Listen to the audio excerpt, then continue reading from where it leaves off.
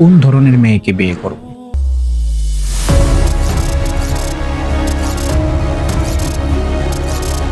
আসসালামু আলাইকুম ওয়া রাহমাতুল্লাহ। আজকে আমরা কুরআন ও সহিহ হাদিসের আলোকে জানব কোন ধরনের মেয়েকে বিয়ে করব। সহিহ বুখারীর বর্ণনা, রাসূল সাল্লাল্লাহু আলাইহি ওয়াসাল্লাম বলেছেন, তুনকাহুল মারআতু লিআরবাইন, চার কারণে নারীকে বিয়ে করা হয়। লিমালিহা, তার সম্পদের কারণে।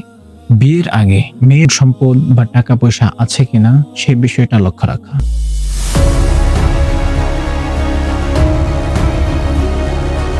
ওয়ালি হাসাবিহা, তার বংশের কারণে। মেয়ের বংশের মানুষগুলো কেমন সে সম্পর্কে ভালোভাবে খোঁজ খবর নেওয়া, বিশেষ করে মেয়ের মায়ের সম্পর্কে কোনো মহিলা দ্বারা খোঁজ খবর নেওয়া।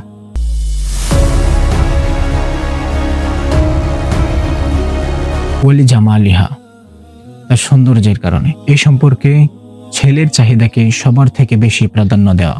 কিন্তু বর্তমান সময়ে দেখা যায় ছেলের বাবা, ছেলের ভাই, ছেলের দাদা নানা থাকলে তারা আগে দেখে, তাদের পছন্দ হলে বিয়ে 90% নিশ্চিত, আর ছেলের জন্য বাকি 10% রেখে দেয়। এখন ছেলের পছন্দ হলে তো আলহামদুলিল্লাহ, আর যদি না হয় ছেলেকে এটা সেটা বুঝিয়ে রাজি করে ফেলে। এই কারণে পরবর্তী সময় স্বামী স্ত্রীর মাঝে সামান্য কোনো সমস্যা হলেও বনিবনা হতে চায়, ফলে তাদের সংসার টিকানোটাই হুমকির মুখে পড়ে যায়। এই জন্যই আমাদেরকে ছেলের মতামত বা পছন্দ গুরুত্বের সাথে দেখা।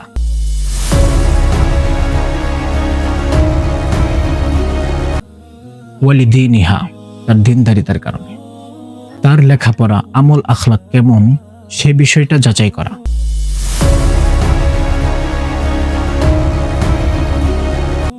তবে পরের বাক্যে নবী করিম সাল্লাল্লাহু আলাইহি ওয়াসাল্লাম বলেছেন, ফাজফার বিজাতিদ দ্বীন, তোমরা দিনকে প্রাধান্য দাও। অর্থাৎ মেয়ের মাঝে যদি প্রথম 3টি গুণ নাও থাকে, 4 নম্বর গুণটি মেয়ের মাঝে আছে, তাহলে তোমরা বিয়ে করে ফেলো।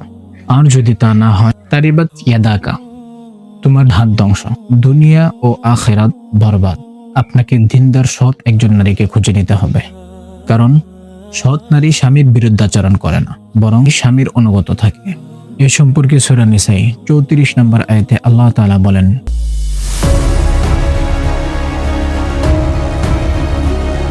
সৎ নারীরা স্বামীর অনুগত হয় এবং স্বামীর অনুপস্থিতিতে তাদের সতীত্ব রক্ষা করে। সুতরাং দিনদার জীবন সঙ্গিনী খুঁজে নিন, যাতে দুনিয়া ও আখিরাত উভয়টি শান্তিময় হয়।